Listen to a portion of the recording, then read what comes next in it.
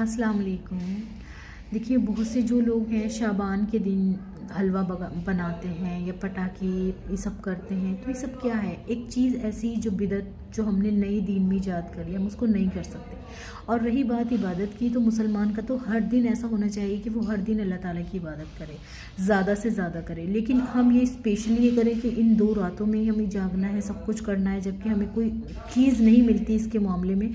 Normally अगर जो किसी को इबादत करनी है तो करे, खूब इबादत कर, लेकिन हलवे पकाना, नए कपड़े पहनना, तो ये सब चीज़ें कहीं से साबित नहीं है। लेकिन हमें क्या करना है? हमें शाबान का चाँद दिख गया तो हमें ये सोचना है कि अब रमज़ान आने वाला है, उसकी प्रिपरेशन शुरू करें, ज़्यादा से ज़्यादा तैयारी करें। जितने फालतू काम होते हैं सफाई के, शॉपिंग के, सब पहले कर लें कि 1 महीना जो है मैं अल्लाह ताला की इबादत में लगाऊंगा, मुस्तकिल कुरान अच्छे से कुरान पढ़ूंगा, समझूंगा और ज़्यादा से ज़्यादा अल्लाह ताला के करीब जाऊंगा। और जब शब कदर की 5 रात आए, स्पेशली मैं पूरी पूरी रात जाग के अल्लाह ताला